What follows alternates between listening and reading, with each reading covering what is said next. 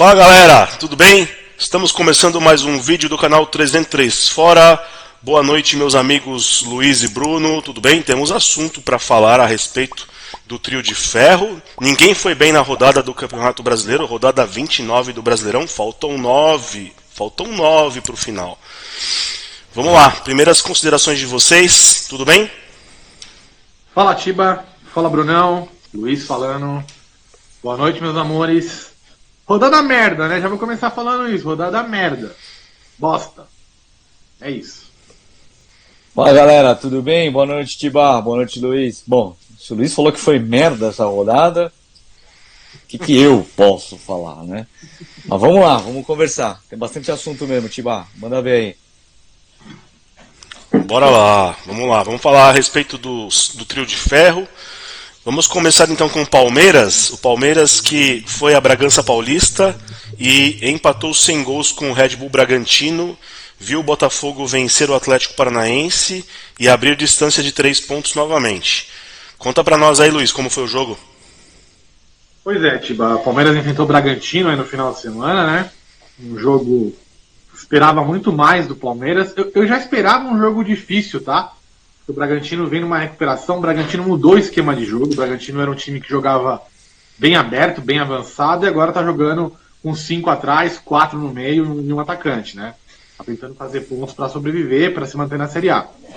E isso surpreendeu o Abel. Aliás, não deveria ter surpreendido, né? Para mim estava claro que o Bragantino jogaria dessa forma, mas ele acabou sendo surpreendido com isso. O Palmeiras fez uma partida, ao meu ver, ruim. Esperava muito mais pelo tempo de descanso do Palmeiras. Algumas peças bem abaixo, principalmente Felipe Anderson e Richard Rios. Richard Rios tomou um cartão amarelo logo no começo do jogo e ficou ali pendurado, já não podia combater no meio. Achei que o Palmeiras foi muito mal, o Abel demorou muito para mexer no time. Foi mexer lá praticamente no final, entrou o Estevão e o Dudu. Aí o time deu uma melhorada. O Rony também entrou e perdeu um gol que não se pode perder. Dudu fez uma bela jogada, aí já foi mérito do goleiro. Uma boa defesa do goleiro do Bragantino. O Bragantino também teve umas 2 chances. O 0x0 foi ruim. Esperava mais, né? O Botafogo venceu. Na outra rodada o Botafogo tinha empatado e o Palmeiras vencido. Ficou ali 3 pontos de novo. Né? Então assim, o Palmeiras ainda depende só dele. É que a tabela do Palmeiras é uma tabela dura. O Palmeiras tem o Juventude fora de casa. Depois o Fortaleza em casa, que é um jogo mata-mata. E depois somente o derby em Itaquera. Jogo que vai definir provavelmente as pretensões do Palmeiras e do Corinthians. Provavelmente o Palmeiras, se perder, sai da briga pelo título, e o Corinthians, se perder, definitivamente vai sofrer até o final. Então assim, o Palmeiras precisava dessa vitória contra o Bragantino para de repente tropeçar contra o Corinthians ou o Fortaleza. Não aconteceu, então basicamente para o Palmeiras vencer os jogos que lhes restam. O Botafogo está num momento muito bom, não vejo o Botafogo oscilando. Claro, o Botafogo tem clássico ainda pela frente, tem o Vasco, se eu não me engano, não na próxima, mas na outra rodada já seria o Vasco, ou na terceira, não me engano, não me esqueci agora. Mas assim, esperava mais do Palmeiras e tá na briga, não dá pra falar que não tá, mas poxa, podia ter pressionado mais, principalmente no segundo tempo. Abri aí para perguntas de vocês e comentários também. Eu achei o Palmeiras também abaixo. O volume de jogo do Palmeiras não surtiu efeito. Só quando o Estevão entrou, acho que o Palmeiras deu uma melhorada, porque o Estevão realmente ele é diferente, ele fez um salseiro pelo lado direito, criou oportunidades, o Rony desperdiçou uma... Eu nem sei se foi um gol perdido do Rony, porque a bola parece que ela deu uma quicada na hora que ele bateu e aí ela bate na canela e sobe.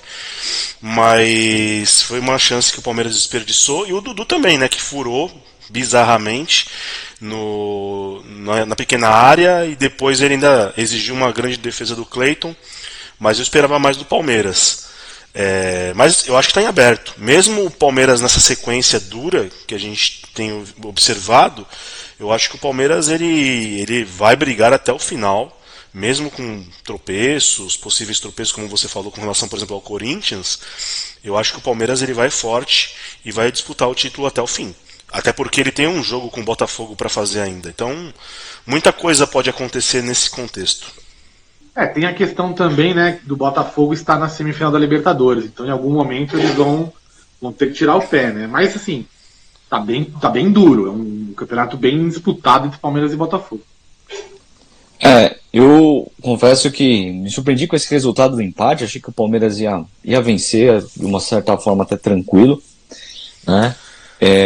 Isso que eu ia falar, né? O Luiz bem colocou aí a questão do Botafogo, que ele tem uma Libertadores, uma semifinal de Libertadores, e na minha opinião o Botafogo ele tem um bom time, muito bem treinado, mas não é aquele elenco. Ou seja, ele vai poupar no Brasileiro, né? E aí é a hora do Palmeiras aproveitar a brecha, né? Queria aproveitar a oportunidade e fazer uma pergunta para o Luiz aí.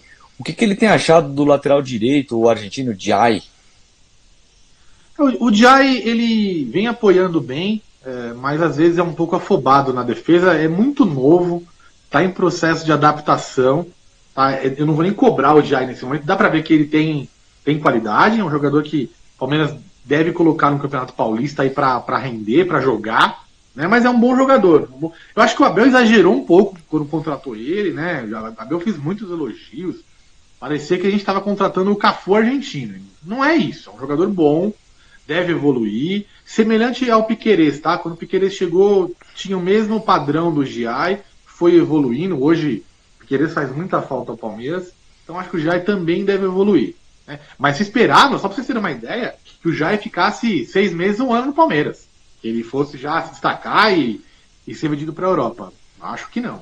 Acho que é um jogador que deve ficar aí pelo menos 2 aninhos com o Palmeiras. Eu não vejo essa evolução tão rápida, não. Mas é um bom jogador. Ele vai passar por esse tempo de maturação, né? Sim. Dessas últimas contratações, o Abel consegue fazer isso, né? É legal. Quer falar mais algum assunto do Palmeiras? Vou dar uma pincelada aí nos bastidores, né? A Leila vem sendo pressionada para contratar o Gabriel Jesus. O Arsenal não tem pretensão de emprestar o Gabriel, né? Mas o Palmeiras tenta envolver jogadores da base no negócio. Não é uma contratação fácil, tá? O cara ganha 7 milhões de reais por mês, é muito dinheiro. Então ele teria que baixar muito o salário, enfim. Não acho uma contratação fácil, né? Vamos ver o que vai acontecer para o ano que vem. Mas assim, a pressão é grande em cima da Leila para que o Palmeiras vá para o Mundial, pelo menos com o Gabriel Jesus, né? Não precisa trazer 10 reforços, mas o Gabriel Jesus, a galera vem cobrando muito e ela que está em período aí de eleição, né? De campanha, vamos dizer assim. Então, provavelmente alguma coisa ela vai prometer para os caras. No mais, o Palmeiras ainda tem um mistério em relação ao novo patrocinador, né? Tudo em aberto. Dizem que a Esporte da Sorte tinha feito proposta, mas agora a Esporte da Sorte está aí impedida de trabalhar no Brasil, pelo menos por enquanto não conseguiu a licença. Então, assim, tudo em aberto, né? Tudo indefinido nesse final de ano do Palmeiras. Acho que é isso. Temos aí data FIFA, né? E o Palmeiras volta a campo contra o Juventude lá em Caxias do Sul, meus amigos. Parada dura. Juventude é um time Palmeiras vai ganhar. O corintiano tá torcendo como nunca pro Verdão. Não, eu achei que ia ganhar do Bragantino. Beleza. Então vamos falar do Corinthians, o timão que fez um bom jogo, criou diversas situações de gol, poderia ter goleado o Internacional e foi castigado no final do jogo, nos acréscimos, com um gol que atrapalhou muito os planos do Corinthians na sequência do Campeonato Brasileiro. Comenta com a gente aí, Bruno. Pois é. Ainda bem que você falou, viu, Tibac? Senão ia ser muito repetitivo eu falar mais uma vez que o Corinthians até fez um bom jogo, mas acabou não saindo com a vitória. Bom, o Corinthians, que para esse jogo tinha alguns desfalques, né? Depois do jogo com o São Paulo, né? Tinham 3 desfalques, 2 em tese, não diria time titular, mas o time ideal hoje, né? Então que seriam o Romero e André Ramalho, né? Eles não poderiam jogar, o Fagner também. Então ele entrou com um time ali que pela primeira vez estreou, né? Esse time. E acho que o grande destaque foi o Memphis, né? De titular ao lado do Yuri Alberto, né? O Corinthians que o jogo por si só já tinha uma pressão natural, porque o Corinthians estava na zona do rebaixamento. E todos os resultados dos adversários aí do Corinthians foram assim muito ruins para o Corinthians, né? Todos eles pontuaram, então o que acabou jogando uma pressão maior para o Corinthians, né? Corinthians que com 2, 3 minutos fez um gol, né? O Internacional errou uma saída de bola ali pela lateral, a bola caiu no pé do Memphis, ele deu um belo passe O Yuri Alberto ele arrancou, deu um chute cruzado, fez 1-0. Quando já começa a ficar um pouco mais tranquilo, porque você já tira um pouco daquela pressão. Mas assim, o Inter era um time que acho que vinha 8 jogos que não perdia, né? Vinha numa ascensão absurda e foi um pouco do que aconteceu depois do gol. O Inter começou a jogar mais, ficar mais com a bola e teve um chute, né, ali da intermediária que ela desviou no Gustavo Henrique, tirou a chance do Hugo Souza fazer a defesa, empatou, assim acabou o primeiro tempo, tá? 1-1. No segundo tempo o Corinthians teve um gol anulado pelo VAR, não sei a opinião de vocês, mas isso me lembrou muito um lance que o Corinthians tomou o gol do Alan Ruschel com Juventude, uma linha traçada, foi bem semelhante, naquela ocasião o juiz validou, dessa vez não validou, complicada a questão de critério, né? E aí teve um pênalti, né, nesse novo método de dar pênalti, né? É óbvio que o Thiago Maia, acho que era o Thiago Maia que estava no lance, ele não tem a intenção de colocar na bola, mas hoje a intenção é o que menos importa. Estava com o braço aberto, foi pênalti, o Yuri Alberto converteu, 2-1. E aí começou ali uma pequena mudança, né? Porque alguns jogadores começaram a cansar, o Memphis que está numa fase de adaptação física, né? Jogou 25, depois 30 minutos, nesse jogo ele chegou a 88 minutos. Então ele começou a fazer algumas substituições do Ramon Dias, e aonde o Inter estava começando a ir para frente. O Roger Machado, perdido por 2-1, de 3-1 não ia fazer muita diferença. Ele começou a mexer no time na parte ofensiva, começou a lotar de atacantes, e o Ramon Dias acabou substituindo algumas peças que estavam cansadas, ok? Só que ele acabou atraindo, na minha opinião, um pouco o Inter. E aí, como o Tiba disse, o Corinthians, na minha opinião, foi castigado porque tomou o gol aos 48, e ali foi uma ducha de água fria, né? O Corinthians que já contava com os 3 pontos ali, era uma sequência complicada dos jogos, né? Talvez o Inter seja o dos 3 jogos, né, que o Corinthians teria no Brasileiro, aí fosse tecnicamente o que mais apresentasse dificuldade. O Corinthians estava ganhando e vê escapar entre os dedos 2 pontos, né? Resultado final 2-2, com um gosto de derrota para o Corinthians, né? Não só porque deixou de pontuar onde todos os adversários pontuaram, mas principalmente pela forma como foi, né? É isso aí. Luiz, quer falar alguma coisa? Quero falar sim, cara. Bom, primeiro eu vou falar um pouquinho do jogo, depois vou deixar uma pergunta pro Bruno, né? Corinthians me lembra muito o Palmeiras de 2014, tá?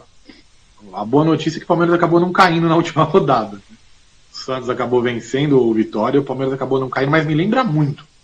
Eu fui em vários jogos do Palmeiras em 2014, como eu sempre vou, mas em 2014 eu fui... Era uma fase pré-avante, vamos dizer assim. Jogos muito no Pacaembu, o Allianz estava em construção ainda.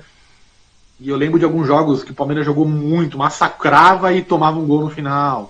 Perdia um jogo besta. Acontecia, a bola batia, entrava do nada. Assim, lances idiotas, né? E o lance do Internacional do gol é bem isso, né? Ninguém mais esperava aquele lance, a bola mal entrou, para te falar a verdade. O Corinthians teve umas 3 chances muito boas um pouco antes. O Yuri Alberto parecia o Ronaldo, foi um jogo espetacular do Yuri Alberto. Inacreditável para mim, ele ofuscou até o Memphis, né? Todo jogo tinha que falar, hoje é o Inter, hein? Hoje é o Inter. Ele jogou muita bola. E aí, num lance, não vou nem falar que é uma falha, né? Um lance besta, assim, toma um gol de empate e se mantém ali, né? Você acaba patinando, você não consegue sair daquilo, né? Acho que a sensação é parecida com o Palmeiras e Botafogo. Tô fazendo essas comparações pra galera entender melhor. Mas assim, o Palmeiras tá chegando na liderança, aí vai chegar, tropeça. E o Corinthians tá naquele negócio. Tá saindo da zona de rebaixamento, aí quando vai sair, tropeça. Então é complicado, vai precisar de muita tranquilidade aí. Eu acho que a boa notícia é que o Corinthians vem jogando bem, não vem jogando mal, né? Então acho que o corintiano tem que se apegar nisso. Não vem fazendo maus jogos, com exceção de um ou outro jogo que foi dominado, mas merecia ter vencido a partida, né? E a pergunta, ô Brunão, é em relação ao Depay, né? Qual foi a nota dele nesse jogo, o desempenho dele aí? Queria que você desse uma palavrinha sobre ele. Eu daria uma nota 7 para ele, Luiz. Eu acho que ele fez um bom jogo. Ele não jogou ali como um centroavante, nem o Roberto, então eu acho que essa posição ali é a que ele deve render mais, sendo bem honesto. Gostei do resultado que foi a dupla com o Roberto. que eu tinha muitas dúvidas, né, de como isso seria. O Roberto foi melhor em campo, na minha opinião, tá? Mas o Memphis foi muito bem. Eu ainda acho que ele precisa melhorar a parte física, né? Ele precisa entender o que é o futebol brasileiro, né? Mas eu ainda acho que nessas 9 rodadas que faltam, ele ainda vai agregar aí ao elenco, tá? E ao time. Gostei sim do desempenho dele nesse jogo aí. O Luiz estava fazendo umas comparações, né? E muitos falam também do Corinthians 2007, quando foi rebaixado, né? E é o que eu falo. 2007, os jogos do Corinthians, eu começava a assistir o jogo torcendo para não tomar gol, porque eu sabia que não ia fazer. Porque o time era horrível. Hoje eu não tenho essa mesma sensação e é isso que eu me apego, entendeu? Porque o time tem jogado bem, tem criado oportunidades, né? E assim, vai ter jogos ali de confronto direto com adversários que vão precisar também do resultado, ou seja, que vai se abrir um pouco. Então, nessas diferenças aí que eu não vejo que vai cair. Vamos lá, vou fazer 3 pontos aqui com relação ao Corinthians. O primeiro, essa linha traçada do impedimento é bizarra. No Brasil, acho que não sei se no Brasil, mas a forma como é conduzido o VAR é sempre contra o gol. Nunca é o pró-gol, sabe? E assim, cara, esses caras ganham rios de dinheiro. Eles ganham muito dinheiro. E a CBF não consegue fazer colocar uma câmera decente para poder traçar as linhas de impedimento. Não consegue colocar uma câmera acima para poder ver se o negócio ajusta. Coloca um drone a 20, 30, 40 metros de altura com uma câmera e não se faz nada com relação a isso no futebol. É impressionante. E sempre vai ser isso. Uma hora vão dar um gol que não foi, outra hora vão anular um gol que talvez tenha sido, sabe? Mas é sempre contra o gol, sabe? Parece que é uma coisa, o gol é uma coisa proibida, sabe? É muito ruim o trabalho, não só de como eles manuseiam a tecnologia, mas também os critérios que são colocados. A gente está cansado de falar disso aqui no nosso canal. A falta de responsabilidade que tem. Às vezes um time faz um grande jogo como o Corinthians fez, trabalhou a semana inteira para isso, e aí uma questão de um detalhe, de um critério, de um rigor, acaba atrapalhando o resultado de um time. Não que o Corinthians não... lógico, o Corinthians foi prejudicado nesse lance, mas a grande questão se eles tivessem dado gol também tava tudo certo. Ninguém ia ficar criticando, tem um pezinho, tem um joelho, tem um dedo. Cara, é surreal o nosso futebol. É surreal. O do Gabigol foi um lance até parecido no jogo do Flamengo com o Corinthians na semana passada. E também anularam o gol. Então, assim, o nosso futebol precisa ter algum ajuste nesse sentido. Eu acho que os caras têm dinheiro e têm recurso suficiente para poder fazer um negócio mais decente. Não sei a opinião de vocês. Você falou muito bem, Tiba, e eu tenho essa mesma impressão. Uma câmera mais ao alto, né, um drone ou até mesmo um cabo de aço por cima, você mataria toda a questão do impedimento. Você põe 2 câmeras, uma de um lado, uma do outro. Você consegue aproximar, uma câmera 4K, você vai conseguir até aproximar um pouquinho, você vai ter uma imagem perfeita. Acabou a discussão. Ou então, utilizar a câmera, o VAR semiautomático, que é utilizado na Europa, né? Essas linhas que são traçadas, né, vai estar na mão de quem está traçando. Ele pode pegar um frame a mais, um frame a menos. Já falei isso sobre jogos do Palmeiras, do Flamengo, e agora o Corinthians. O que eu falei, vai acontecer com todo mundo. Todos os times estão passando pela mesma coisa, né? Agora, e uma outra situação, a CBF no começo do ano informou que ela usaria uma linha um pouco mais grossa. E eles não estão usando essa linha mais grossa, é uma linha bem fininha, né? E como o Tiba falou, sempre em prol do impedimento. Enfim, bizarro. Você, torcedor, que não é torcedor do Palmeiras, do Corinthians, do São Paulo, você ainda vai cair no VAR. você ainda vai comemorar um gol e vai parar e vai falar, pô, mas peraí, isso aí não tá, vai ficar naquela dúvida eterna. E de coisas simples de resolver, enfim. Não, só queria pegar o gancho que o Tiba bem lembrou do lance do Gabigol pela Copa do Brasil. Foi exatamente isso daí. Quando eu vi aquele lance, para ser honesto, eu falei, foi gol. Né? Mesmo traçando a linha, foi gol. E ele deu impedimento. Muito semelhante a esse daqui. Se fosse sempre assim, você ia falar, bom, pelo menos tem ali um critério, né? Uma linha de raciocínio. Mas não. Eu já trouxe aqui um outro jogo que foi muito semelhante e teve uma outra interpretação.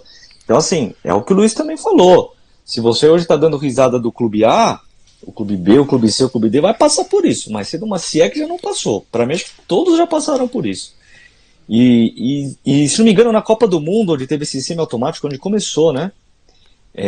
A gente teve pouca discussão. Eu não lembro de lances assim. Eu lembro aquele gol do Japão, eu acho que é o que a bola entrou ou não entrou. Mas assim, do resto, eu não me lembro de nenhuma grande discussão. Então acho que talvez essa seja a última saída para manter o VAR. Deixa eu só finalizar os pontos. O Corinthians tem jogado muito bem. Os reforços do Corinthians eu acho que foram reforços que deram ao time aí uma capacidade maior, não só de criatividade, como também de posicionamento defensivo. Esse Martinez é bom jogador. Para você ter uma ideia, o Ranieri, que foi sem dúvida nenhuma a melhor contratação do Corinthians no primeiro semestre, ele já ficou para trás. O Ranieri se destacava quando o Corinthians estava naquele momento ruim. Hoje ele já não é mais aquele jogador. E não é nem a questão do Ranieri, é a questão do Corinthians ter se reforçado bem e elevado o nível. O Corinthians elevou o patamar. Só que assim, hoje, estava até ouvindo alguns comentaristas falando sobre isso, o Corinthians precisa entender que não é só jogar bem, tem que ter resultados. Porque estão acabando, a competição está acabando, está no final, está se desenhando para o final. Eu acredito que o Corinthians não tem que se pegar mesmo na questão dos jogos bons. Eu acredito que o Corinthians vai se salvar, tá? Eu não acredito que o Corinthians vai cair, eu acredito que o Corinthians vai se salvar, mas o Corinthians precisa de resultado. Mais do que jogar bem, o Corinthians precisa de resultado. Estava vendo a tabela do Corinthians, não é uma tabela horrorosa, mas também não é tão acessível assim também. Eu tava vendo aqui, tem alguns jogos, tem o Palmeiras mesmo, tem o Bahia, que é um time chato, né? Tem os jogos contra os times que o Corinthians está lutando, são todos jogos fora de casa, e onde o Corinthians está mal, o Corinthians não está bem, jogando fora de casa, Criciúma, Vitória, Cuiabá, se eu não me engano também. Jogos para mim acessíveis e jogos para mim que vão decidir o futuro do Corinthians. Independente do Corinthians jogar bem ou não, ele vai ter que fazer pontos nesses jogos. Ele vai ter que ganhar esses jogos. Esses jogos são importantíssimos para o Corinthians. A tendência é, quando você joga bem, a tendência é você somar pontos. Mas não é o que está acontecendo. O Corinthians deixou de ganhar 2 pontos contra o Internacional. Assim como em outros jogos, também deixou de ganhar pontos. Agora é necessário vencer. Independente de jogar bem ou não, o próximo jogo Atlético Paranaense tem que vencer. Independente de qualquer coisa. Jogar bem agora é o de menos, né, Tibá? Sim. Que jogue mal e ache um gol de cabeça no escanteio. Tá lindo e maravilhoso. É isso, cara. Mais algum assunto Corinthians? Tem mais assuntos, sempre tem, né? Bom, falar aqui primeiro do patrocínio, né? Esportes da Sorte, que não tá. O Luiz já fez uma introdução ao assunto aí, né? Não saiu aí na lista, na primeira lista, nem na atualização que teve, como das bets autorizadas, né? Então eles têm até o dia 10 para se mostrar aptos a operar aqui no Brasil, tá? Eles soltaram uma nota ontem dizendo que estão, não lembro o termo, mas legalizados pela Loterge por 5 anos, mas assim, isso é algo local, estadual, e o governo não reconhece isso. Então o Corinthians vai aguardar, o Corinthians está aguardando aí, eles têm até o dia 10, quinta-feira, para aparecer nessa lista. Caso não tenha, o Corinthians está negociando aí, tem mais 2 empresas que o Corinthians já negocia, já contando com uma não continuidade do contrato com Esportes da Sorte. Uma é do ramo de bet e a outra não. Os nomes são mantidos em sigilos, tá? Da bet, se eu tivesse que chutar uma, eu chutaria a Parimatch, porque ela, junto da Esportes da Sorte, tentou naquela oportunidade alguns meses atrás. Então eu chutaria essa. Então a gente vai ter que aguardar até a sexta-feira, aí, dia 11, para ver se tem novidades em relação à atual patrocinadora. Numa situação dessa, é fácil se quebrar um contrato de parceria? Olha... Multa, Oi? multa, né? Tem uma cláusula nesse contrato, né, que diz que de uma forma que, se for rompido por alguma ilegalidade ou coisa do tipo do patrocinador, o Corinthians teria uma multa a seu favor de 100 milhões de reais. Mas é aquilo, né, Tibá? A Esportes da Sorte hoje ela patrocina o Palmeiras Feminino, o Grêmio, o Atlético Paranaense, Bahia, enfim. Deve ter uma cláusula muito similar, não sei se são os mesmos valores. E aí, vamos supor que ela não opere mais no Brasil. Como ela vai pagar? O Corinthians, o Grêmio... Isso daí vai para fim de justiça, então não deve ser fácil isso, mas pelo menos é uma cláusula que joga a favor do Corinthians, né? O Corinthians que agora entra no período de data FIFA, se prepara para uma sequência de 3 jogos em casa, por 3 competições diferentes, né? Então vamos aguardar aí, vai ter desfalques, né? Jogadores que foram convocados pelas seleções, vamos ver aí. Então vamos lá, vamos fechar com o São Paulo. O São Paulo que conseguiu a proeza de perder 6 pontos para o vice-lanterna do Campeonato Brasileiro. O Cuiabá, que tomou 5-0 do Palmeiras até pouco tempo atrás. Aí, Palmeiras com 20 minutos de jogo já tinha resolvido o jogo, 3-0. O Cuiabá ele venceu o São Paulo por 2-0 na Arena Pantanal. E assim... é inadmissível, é vergonhoso, é lamentável eu ter que vir aqui para poder falar desse jogo. O São Paulo, que veio com a mesma formação habitual, com a velharada que joga, né? Luiz Gustavo, Rafinha. Num calor de 40 graus, o São Paulo jogou com vários jogadores veteranos. E eles sentiram. No primeiro minuto de jogo, praticamente, o Cuiabá fez 1-0 com o Bruno Alves, um golaço, lei do ex, numa bola alçada na área. O Isidro Pita ganhou de cabeça do André Silva e do Arboleda, e o Bruno Alves, livre, fez um gol de bicicleta, 1-0.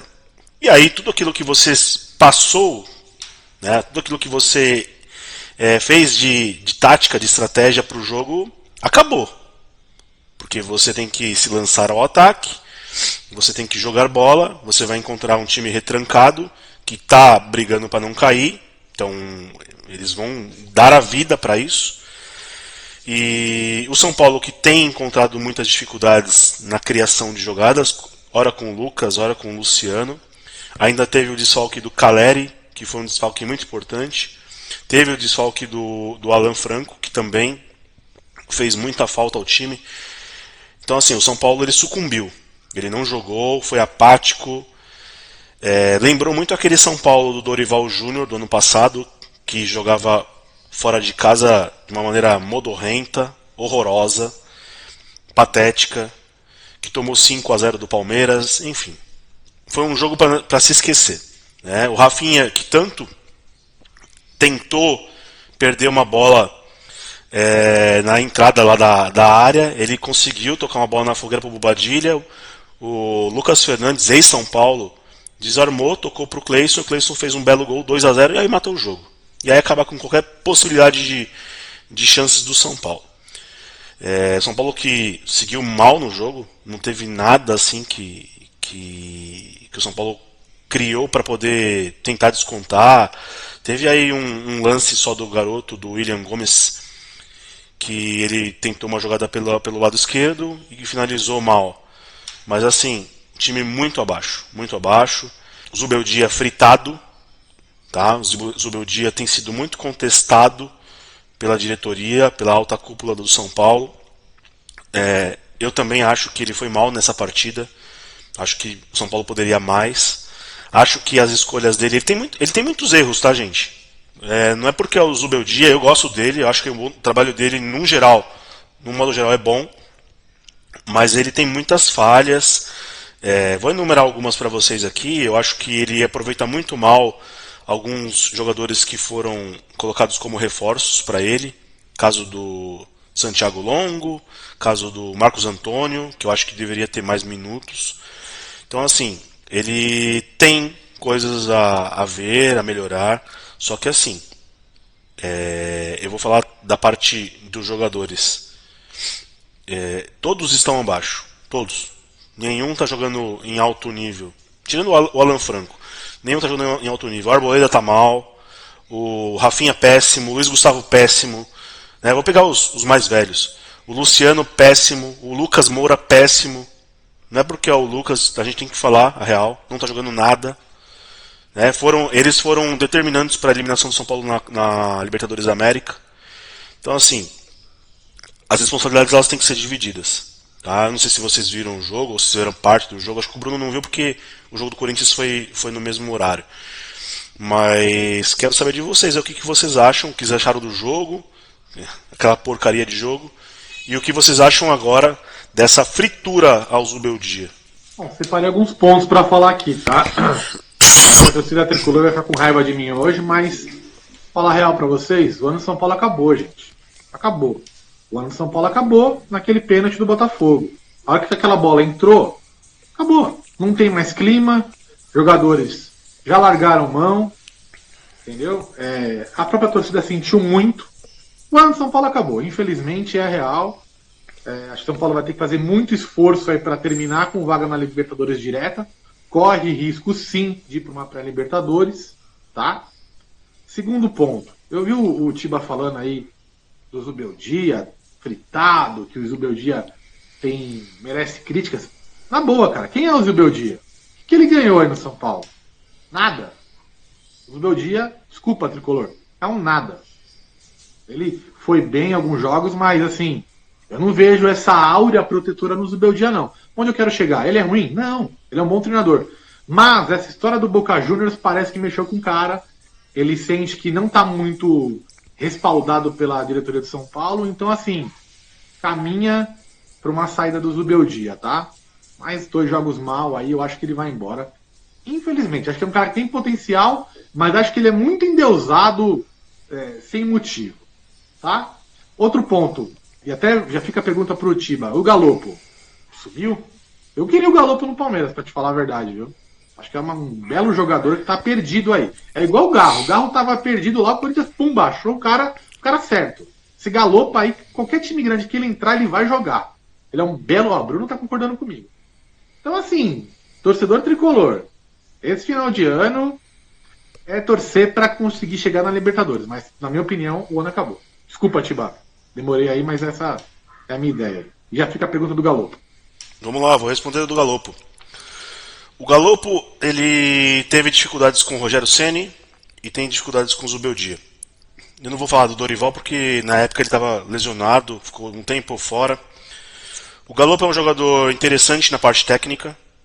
Ele tem bom poder de conclusão, cabeceia bem, bate bem em pênalti. Inclusive isso é uma das coisas que eu acho que o Zubeldia errou.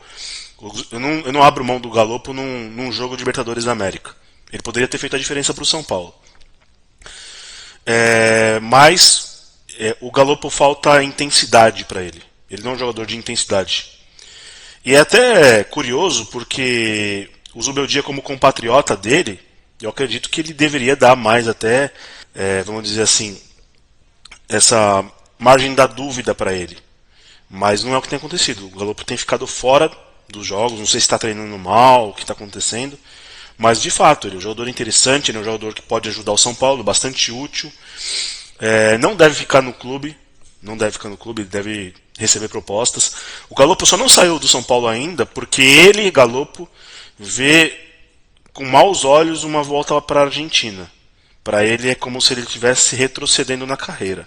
No sentido de tipo, poxa, eu vim para o São Paulo para poder tentar buscar a Europa. Não dei certo aqui, vou ter que voltar para o meu país de origem porque não consegui dar certo aqui. A grande questão é essa. O Galo eu acho que não tem correspondido na questão intensidade. Ele não é um jogador de intensidade, ele não é um jogador de marcação, jogador que taticamente cumpre bem as funções, mas ele é um jogador bastante útil na questão técnica, tá? Com relação ao Zubeldia, o que você falou, o Zubeldia está passando para mim a mesma situação que o Crespo passou. A diferença do Crespo é que o Crespo ganhou aquele Campeonato Paulista que ele fez questão de encarar como uma Copa do Mundo, porque o São Paulo precisava de um título, né? Enfim. Só que eu vejo o Crespo no sentido de aquela eliminação para o Palmeiras na Libertadores da América e o fato dele não ter correspondido às expectativas no Campeonato Brasileiro fez com que ele fosse fritado da mesma forma. Com um critério a mais aí. O Crespo tinha perdido o grupo. O que pesa a favor do Zubeldia? Aparentemente, o grupo gosta dele. Os jogadores gostam dele. Aparentemente, a torcida está com ele. A maioria está com ele.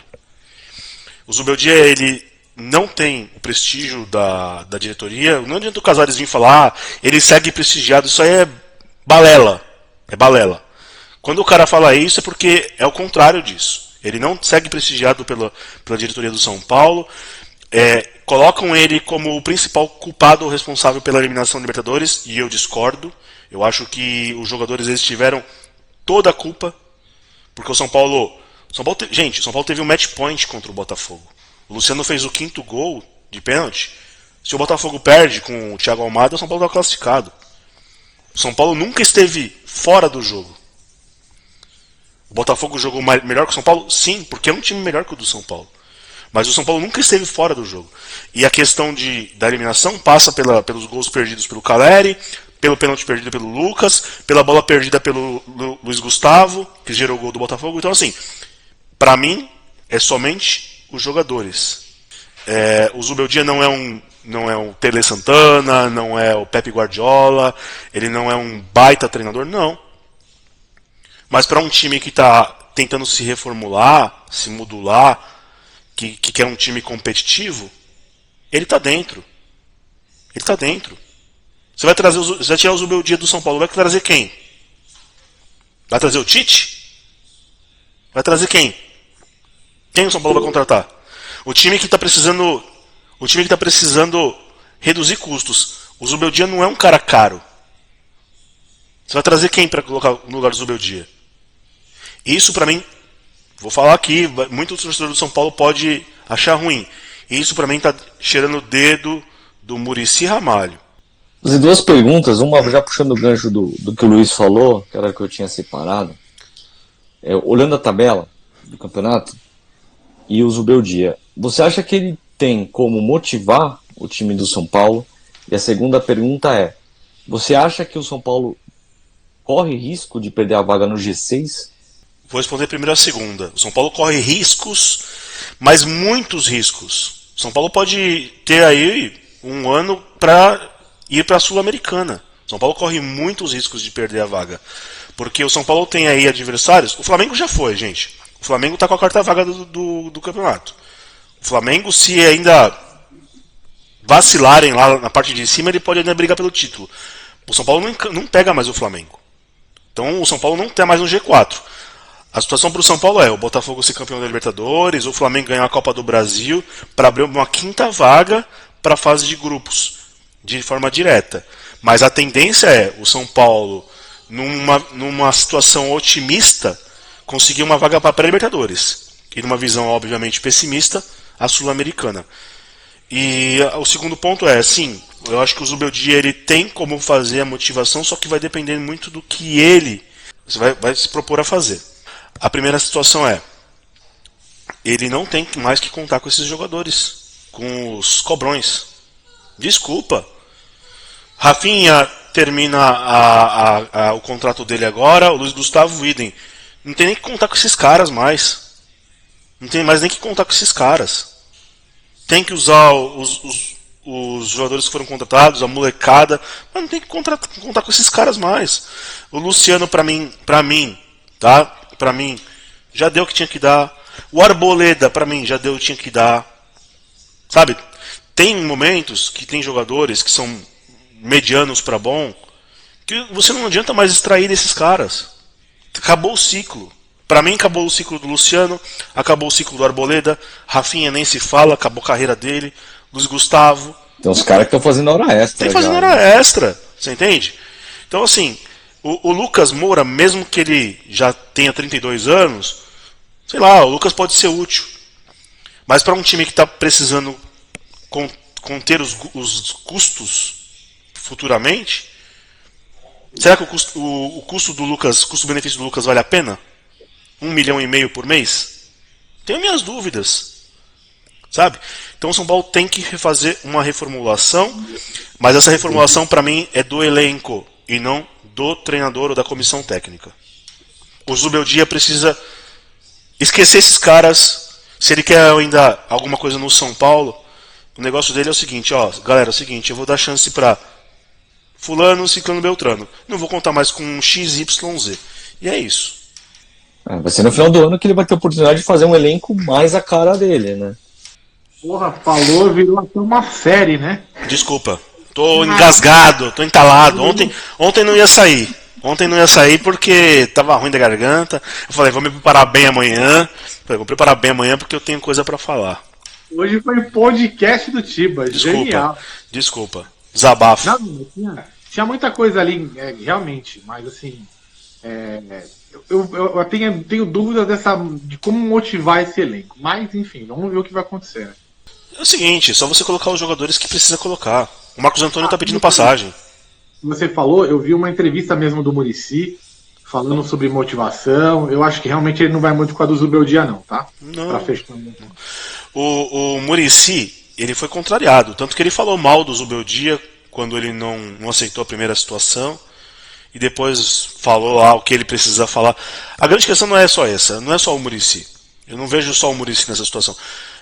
Eu ouço muito o Arnaldo Ribeiro, comentarista da UOL e que tem um canal próprio com o Tirone. E o Arnaldo ele foi muito coerente nos comentários dele. Ele disse que, de fato, o trabalho do Zubeldia é um trabalho bom, não é nada extraordinário, é um trabalho bom, né? Dentro do que tudo que aconteceu, mas existe muito ego no São Paulo, na parte diretiva do São Paulo. Então, até que ponto o Zubeldia ele tem carta branca lá dentro do São Paulo? Porque o Zubeldia, ele é um gentleman. Ele não é aquele cara que fica esbravejando, falando, eu não consigo ter tempo para treinar, eu tenho que sair do meu campo para jogar em Brasília, isso atrapalha os planos do time, eu não tenho esses reforços que eu gostaria do Paul Fernandes, gostaria do Thiago Mendes, nenhum dos dois. Ele não fica aí dando indiretinha para presidente, para diretor. Nessa parte aí ele é até muito bom para o São Paulo. Mas precisa ver qual é o dia a dia. Se ele não, essas cobranças dele não são cobranças de forma direta lá, né? Então, muito disso eu acho que também isso, pelo fato dos caras serem egocêntricos, eu acho que isso pode impactar no dia a dia deles.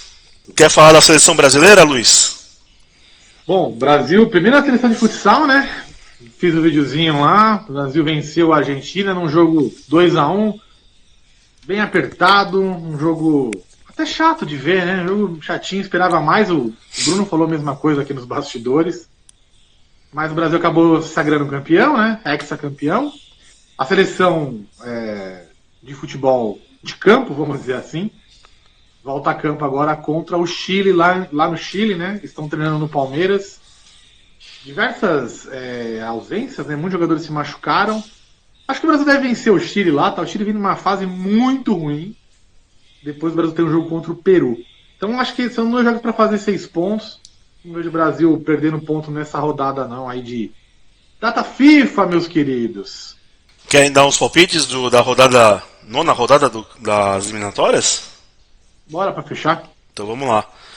Vamos ter jogo na quinta-feira, Bolívia e Colômbia, jogo no Municipal de El Alto. Jogo duro pra Colômbia, hein? Acho que o Municipal de El Alto é o de La Paz, esse estádio? Eu acho que não, hein? Cara, se não é em La Paz, a Colômbia vence por 2-0. Cara, acho jogo duro pra Colômbia, hein? Será que o Rames vai jogar em alto nível, na altitude, se tiver altitude? Eu vou colocar 1-1 esse jogo. Bolívia 1, Colômbia 1, até porque a Bolívia melhorou também, né? Nas eliminatórias. Bolívia 1, Colômbia 2. Depois no Monumental de Maturim, Venezuela e Argentina. 3-0 pra Argentina, fora o baile. 0-1. Eu vou de 2-0 para a Argentina. 2-0 para a Argentina. No estádio Casablanca, Equador e Paraguai. 2-0 pro Equador.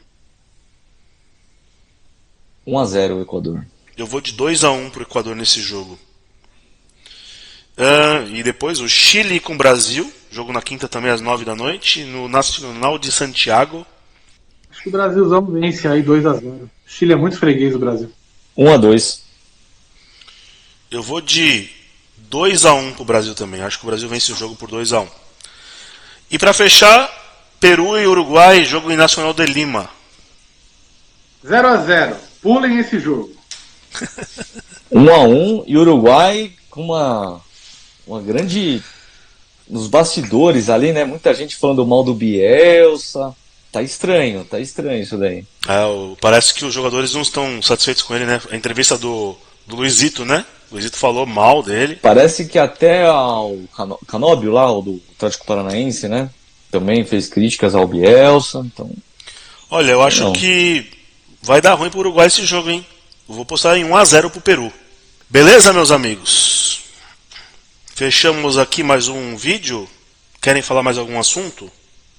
Não, é isso. Deixar um abraço pro pessoal aí. Aproveitem aí o seu marido, o seu filho, o seu namorado. É data FIFA, é hora de dar um rolê. É isso. Pulem Peru e Uruguai. Ô Dani, foi recado pra você. Aproveitem o seu marido. Foi recado pra você, viu, Dani? Senão ele vai querer assistir Liechtenstein e Albânia.